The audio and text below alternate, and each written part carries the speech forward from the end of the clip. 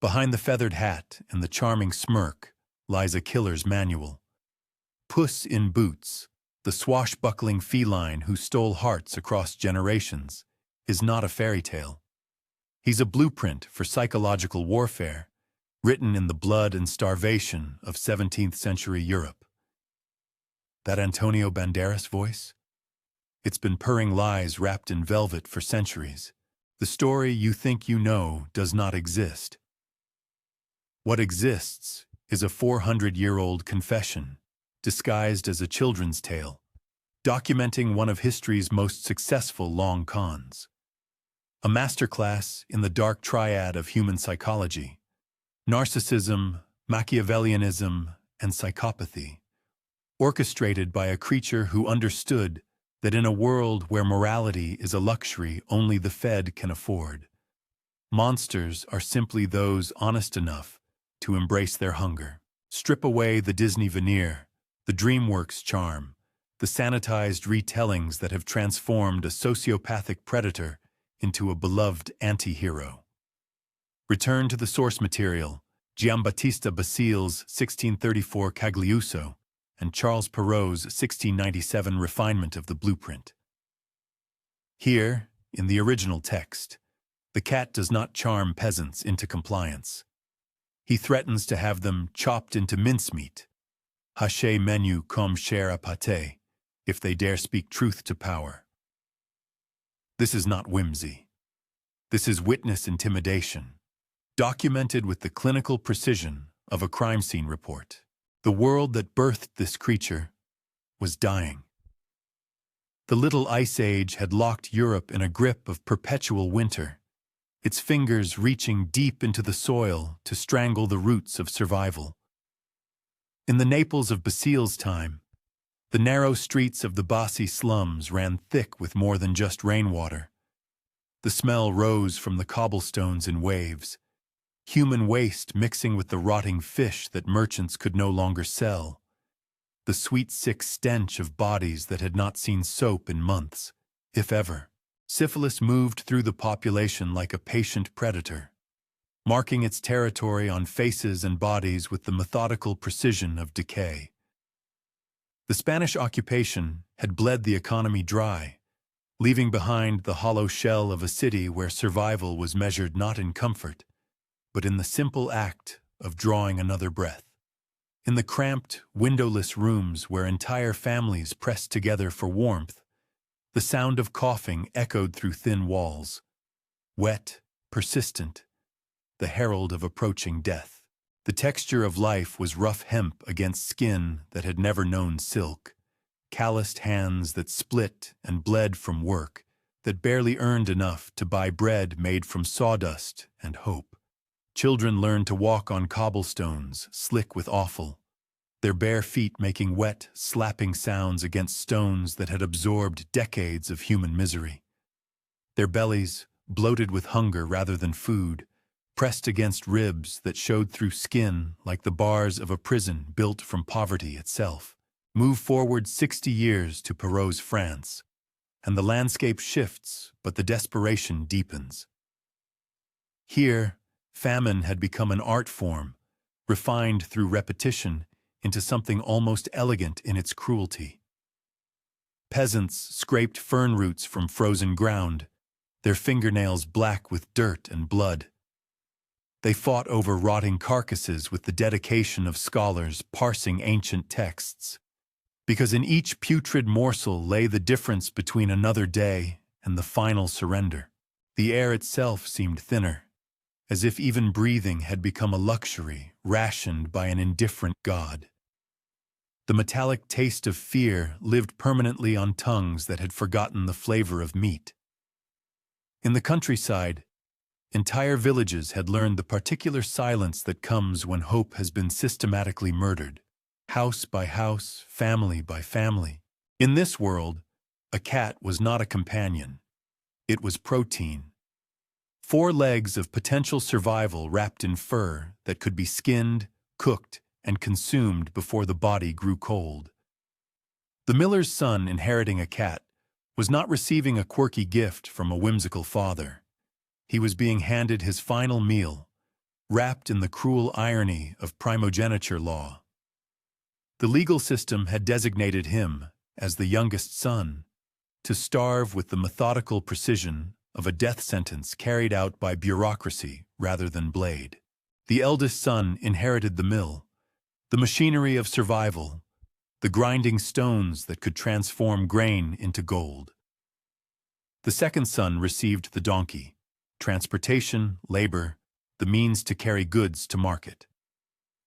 But the youngest? He received a creature whose only value lay in the brief warmth it might provide to his belly before hunger claimed him entirely. This was the mathematics of survival in 17th century Europe.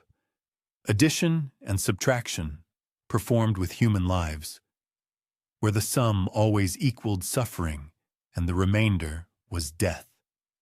In such a world, morality became a philosophical luxury, as inaccessible to the starving as silk or spices or the warm glow of a fire that burned something other than furniture and hope.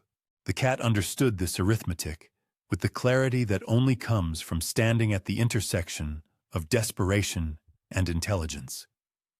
He possessed something more dangerous than claws or teeth. He possessed the ability to see the world as it truly was, stripped of the comforting lies that allowed the comfortable to sleep peacefully in their beds. He saw the machinery of power, the levers and pulleys that elevated some while crushing others, and he understood that the only crime was being caught on the wrong side of the mechanism. His vertical slit eyes held no warmth, no trace of the anthropomorphized emotion that later generations would project onto his form. They were the eyes of a predator who had learned that in a world where the strong devoured the weak with legal sanction, the only sin was weakness itself. When he looked at the peasants working in the fields, when he calculated the precise words needed to transform their terror into compliance, there was no malice in his gaze, only the cold efficiency of a creature who had evolved beyond the luxury of conscience. The rough texture of the sack he carried was worn smooth in places by his grip, its hemp fibers stained with the evidence of previous hunts. It had held rabbits, partridges, other small creatures whose only crime was existing in a world where hunger had made everything edible. Now it would serve a different purpose, become a prop in a performance that would reshape the very foundations of the social order. The sound of the river where he would stage his master's drowning already echoed in his mind. The calculated splash, the carefully orchestrated screams, the precise timing needed to transform a lie into truth. He could smell the roasting meat that would soon grace the king's table, could taste the metallic tang of fear that would coat the tongues of peasants when they saw his claws extended, could feel the heavy silence that would descend over the ogre's castle once its master had been consumed. This was not a fairy tale. This was a forensic document, a step-by-step manual for the complete destruction of one life and the construction of another. The cat was not a helper. He was an architect of annihilation, a creature who understood that in a world built on the bones of the powerless, the only way to avoid becoming a victim was to become something far worse. The stage was set. The players were in position, and somewhere in the shadows between hunger and hope, a monster prepared to don the mask of salvation while sharpening his claws for the work ahead. The criminal we seek is not the creature of fairy tales, but a predator far more insidious than any mythical beast. The cat operates with the calculated precision of a confidence artist, his every purr a calculated deception. Modern forensic psychology recognizes the pattern immediately. Superficial charm, masking complete absence of empathy, grandiose self-worth built upon systematic exploitation of others, and a parasitic lifestyle that consumes everything in its path. The historical record reveals our true antagonist borrowed his fictional title from Claude Gouffier, Count of Carabas, a legitimate nobleman whose identity was stolen for this tale of fabricated aristocracy. But the cat's methods transcend simple identity theft. He employs what criminologists now term the principle of authority, manufacturing credibility through elaborate theatrical deception. His master becomes a prop in an increasingly complex fraud, each lie building upon the last, until reality itself bends to accommodate the fabrication. The cat's motivation stems from pure survival instinct. The opening scene contains a chilling threat that modern readers often dismiss as whimsy. The master explicitly states he will kill and eat the cat, turning his hide into a muff for winter warmth. This is no idle threat in 17th century France, where protein scarcity made pet consumption commonplace during harsh seasons. The cat faces literal consumption, his flesh destined for the cooking pot, his fur repurposed for human comfort. This existential terror drives every subsequent action, transforming him from household pet into apex predator. His first victims are the local peasantry, terrorized through systematic psychological warfare. The cat brandishes his claws not as comic gesture, but as genuine threat, the metallic taste of fear coating the tongues of harvesters who dare question his authority. These agricultural workers, already weakened by chronic malnutrition, recognize predatory behavior instinctively. Their bloated, starving bellies contract further as they witness the cat's casual violence, understanding that resistance means death. The sensory reality of the cat's hunting grounds assaults every nerve. Bare feet slap against cobblestones slick with 17th century offal, the wet percussion echoing through narrow streets where human waste mingles with animal blood. The overwhelming stench of unwashed velvet and powdered wigs attempts to mask the underlying reek of unwashed bodies, creating a nauseating cocktail that burns the nostrils and coats the throat. This is the olfactory signature of aristocratic decay, where luxury items conceal fundamental hygiene failures. The cat's methodology reveals sophisticated understanding of social engineering principles that wouldn't be formally recognized for centuries. His staged drowning performance demonstrates masterful manipulation of human psychology, creating what modern analysts term a physiological bridge. The calculated screams pierce the air as his master thrashes in shallow water, the splashing choreographed to suggest mortal peril. The king's adrenaline spikes, flooding his system with stress hormones that bypass critical thinking centers in the brain. This neurochemical hijacking represents the cat's greatest weapon. The human sympathetic nervous system, evolved to respond instantly to distress calls, cannot distinguish between genuine emergency and theatrical performance. The king's pupils dilate, his heart rate accelerates, and his decision-making capacity becomes compromised. In this altered state, he becomes susceptible to the cat's subsequent suggestions, his judgment clouded by manufactured urgency. The rough texture of the sack used to trap the first rabbit tells its own forensic story. Coarse hemp fibers, stained with previous captures, create an abrasive surface that tears delicate skin. Each struggling movement of the trapped animal creates microscopic wounds, the fabric acting as organic sandpaper. The psychological impact on witnesses cannot be understated. Watching a predator methodically capture prey triggers deep evolutionary fears, reminding observers of their own vulnerability. But the cat's masterpiece of manipulation targets the mysterious ogre, a wealthy landowner whose isolation makes him the perfect victim. Historical analysis suggests this character represents a composite of social outsiders, Huguenot lords whose Protestant faith made them targets of Catholic persecution, or Jewish moneylenders whose financial success bred resentment among Christian neighbors. The ogre's reclusiveness stems not from supernatural nature, but from rational fear of persecution.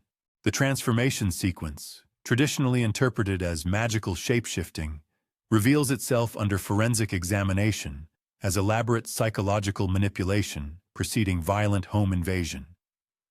The cat's challenge for the ogre to become a mouse represents the final phase of a confidence game, the moment when the mark's ego overrides survival instinct.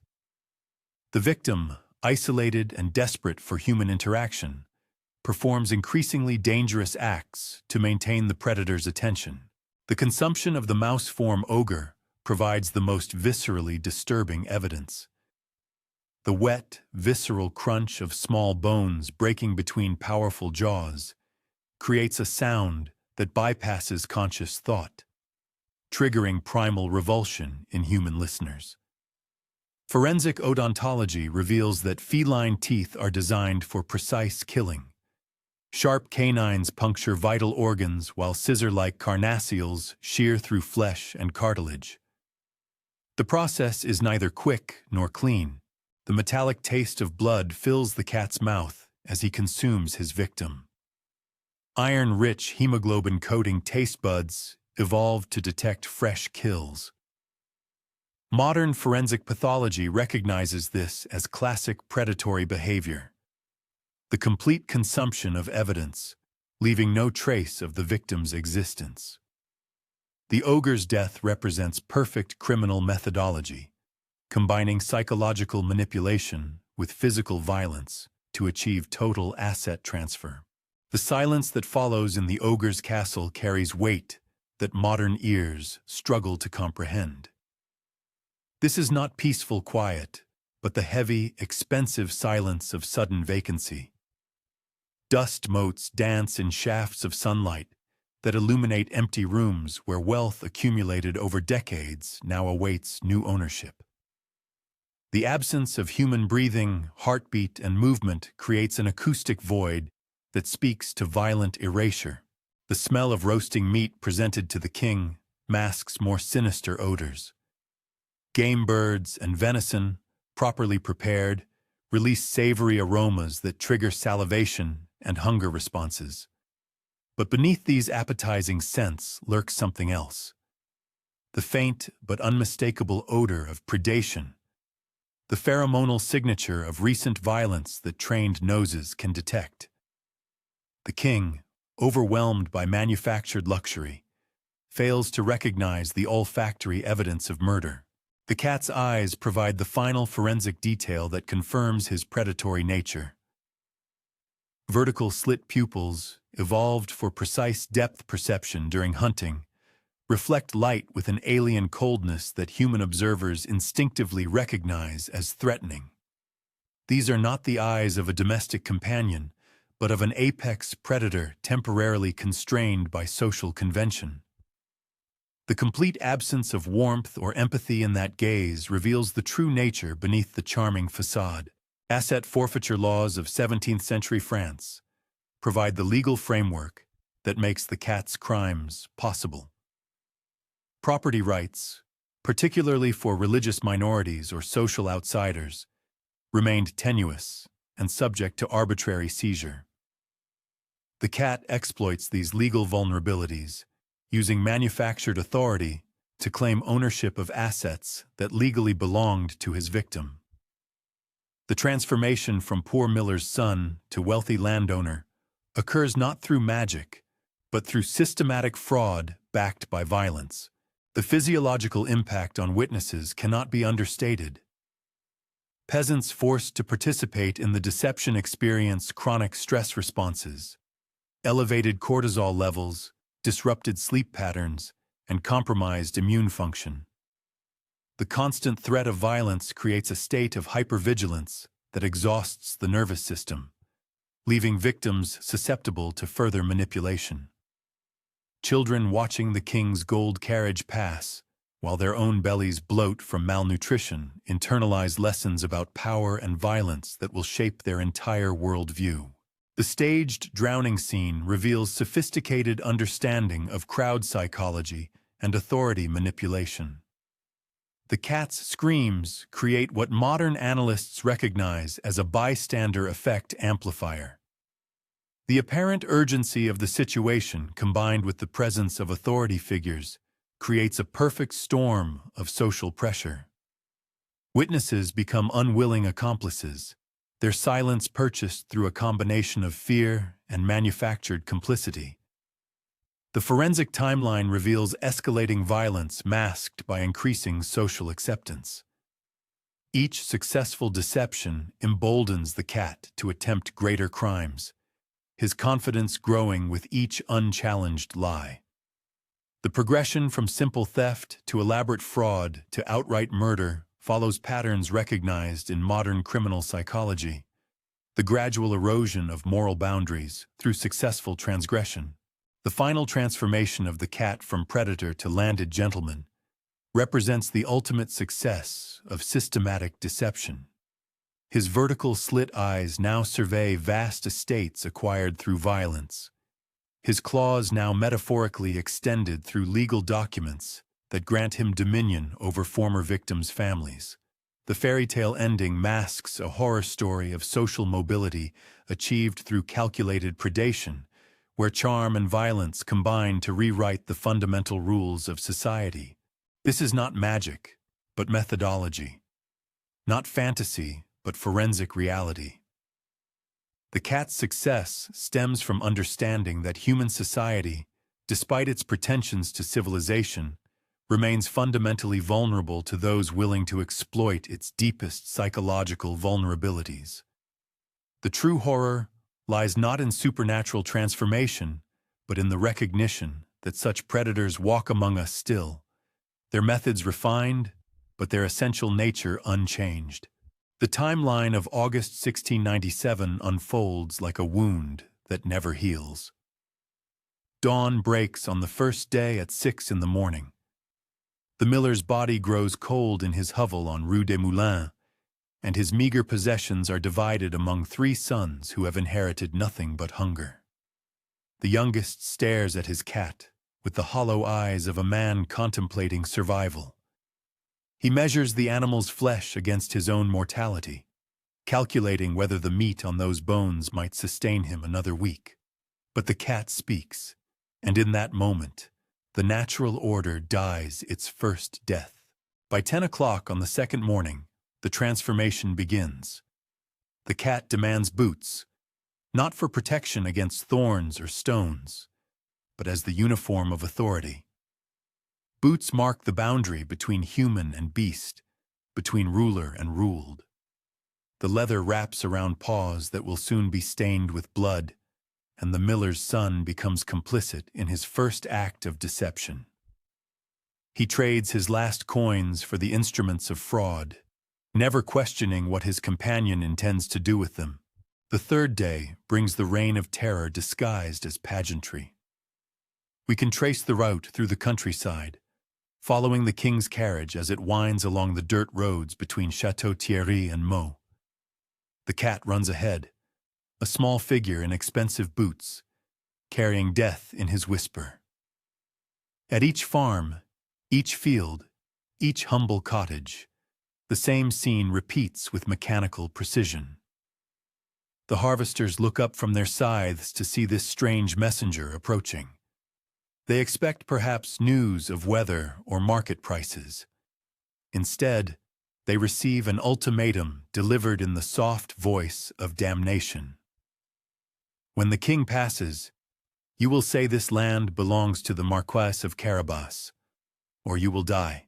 The words hang in the summer air like smoke from a funeral pyre. These are not negotiations. These are not requests. The cat's eyes hold the cold promise of violence, and the peasants understand that their choice is binary. Lie or perish.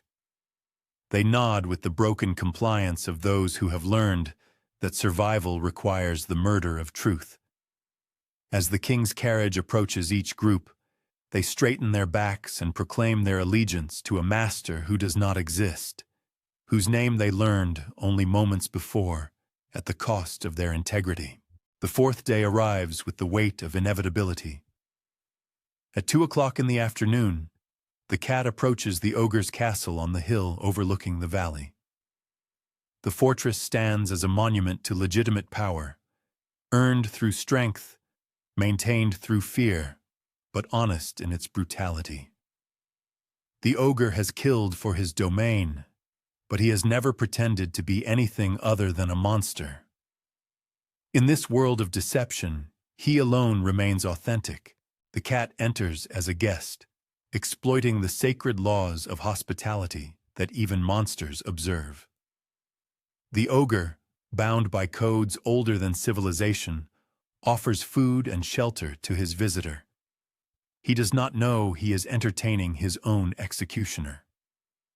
The conversation unfolds with the terrible courtesy of a dance whose steps lead inevitably to death. The cat praises the ogre's magical abilities, feigning wonder at transformations he has witnessed before. The flattery is poison wrapped in silk, and the ogre, proud of his power, demonstrates his gift. At 2:15, the great beast becomes a mouse, and in that moment of vulnerability, teeth close around his throat. The ogre dies not in battle, not defending his castle, but as prey in a trap laid by words. His blood soaks into the stone floors he built with his own hands, and his castle becomes a tomb to the last honest monster in the kingdom. By 3 o'clock, the king's carriage arrives at gates that should be barred against invaders. Instead, they swing open to welcome the architect of the realm's newest lie. The miller's son steps across the threshold, his boots, different boots now, finer boots, leaving prints in the ogre's blood. He does not flinch. He does not pause to honor the dead. He extends his hand to the king with the practiced grace of nobility, as if he has always belonged in these halls, as if the corpse cooling in the shadows is merely an inconvenient piece of furniture.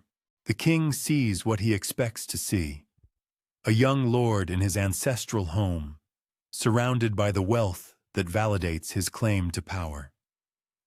The princess, trained from birth to recognize the symbols of status, accepts the hand of her new husband without question. The marriage seals the crime with ceremony, transforms murder into legitimacy through the alchemy of royal blood. The witnesses toast the union with wine from the ogre's cellars, never knowing they drink to the success of genocide. In the original version, in Basile's telling, the cat eventually dies or is cast aside, revealing the transactional nature of the relationship that built this empire of lies. The miller's son, now the Marquis of Carabas, no longer needs his partner in crime. The cat becomes a liability, a witness to the truth that must be buried deeper than any grave. His death is not mourned, because tools are not mourned when they break or become obsolete. But the damage is complete. The innocent miller's son, if he ever existed, died the moment he accepted those first boots. The man who emerges from this chrysalis of violence is something else entirely: a willing accomplice to murder and fraud, a creature who has learned that power is not inherited but stolen, not earned but taken from the cooling hands of the previous owner. The story we tell our children about wit and cleverness is actually a manual for the destruction of civilization. We dress it in bright colors and simple rhymes, but beneath the surface lies the blueprint for every successful tyranny in human history. The social contract is revealed as a fairy tale, a comforting lie we tell ourselves to sleep at night, while monsters wearing crowns rule over the graveyards of their predecessors. The aristocracy itself is exposed in this tale as nothing more than a successful criminal enterprise, legitimized by time and the complicity of those too frightened or too corrupted to speak the truth. Power is not God-given, despite the elaborate mythologies constructed to support this claim. It is taken by those willing to kill the previous owner and lie about it effectively enough to be believed by the masses who prefer comfortable deception to uncomfortable truth. We teach this story in nurseries and kindergartens, calling it a lesson in resourcefulness. But we are actually teaching children that the world belongs to the best liars, that justice is a luxury the powerful cannot afford, that survival requires the death of conscience. We are raising generations to accept that the social order is built on graves, that their kings and presidents and leaders are simply the descendants of successful murderers who learned to dress their crimes in the language of legitimacy. History is written by the victors, but more precisely, it is written by the best liars. The Marquis of Carabas does not exist, has never existed, yet he owns the world. His name appears on deeds and treaties. His bloodline sits on thrones. His legacy shapes the boundaries of nations. The absence of his reality only makes his power more complete, because a lie that cannot be disproven becomes indistinguishable from truth. This is the nihilistic heart of the tale. If you lie big enough, if you destroy the evidence thoroughly enough, if you kill the witnesses completely enough, society will not only believe you, they will make you king. They will teach your story to their children as a moral lesson. They will build monuments to your wisdom and statues to your courage. They will forget that your kingdom was built on bones and your crown was forged from the melted gold of your victim's teeth. The cat in boots walks through our world still, whispering in the ears of ambitious men, teaching them that murder is just another word for succession, that fraud is simply undiscovered truth, that the only sin is getting caught. The ogre's castle stands empty now, its halls echoing with the laughter of children who do not know they are celebrating the death of justice itself. And in the end, when the last honest monster has been slain and the last truthful witness has been silenced, we are left with a world where the Marquis of Carabas rules eternal. Not because he exists, but because we have forgotten how to remember what we have lost.